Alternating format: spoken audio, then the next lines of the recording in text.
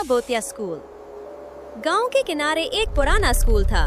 कभी वहाँ बच्चों की आवाजें गूंजा करती थीं, लेकिन कई साल पहले अचानक वो स्कूल बंद हो गया। लोगों का कहना था कि वहाँ एक चुड़ैल बसीरा किए बैठी है।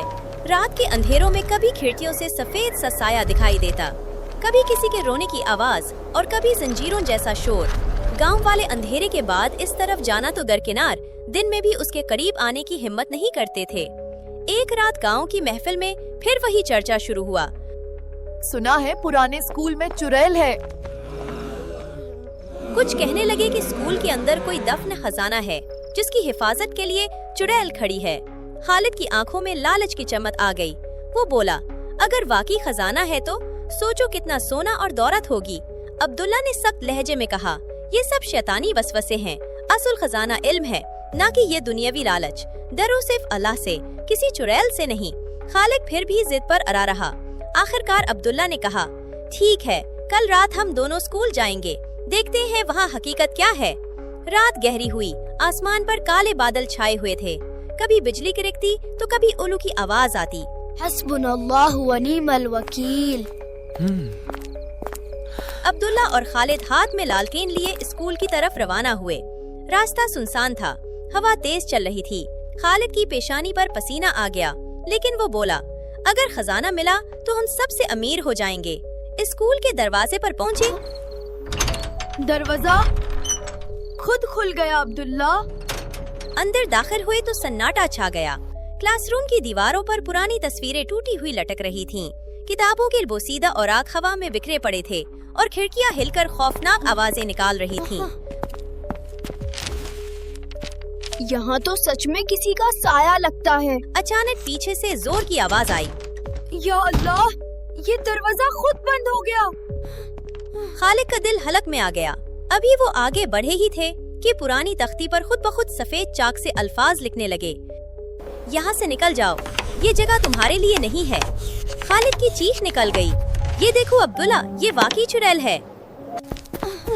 ये देखो, ये तो असली चुड़ैल है।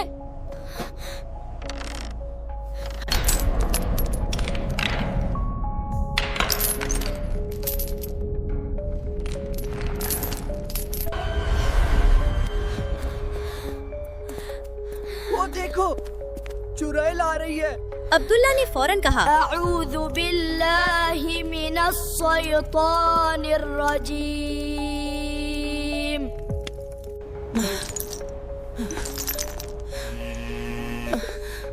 यह तो एक बूढ़ी औरत है।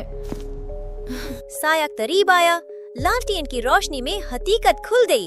वो कोई चुड़ैल नहीं थी, बल्कि गांव की एक पुरानी पागल औरत थी जो बरसों से अकेली इसी स्कूल में रहती थी। मुझे अकेला मत छोड़ो। उसके हाथ में पुरानी जंजीरें थीं, जिन्हें घसीटने से वो खौफनाक आवाजें निकलती थी।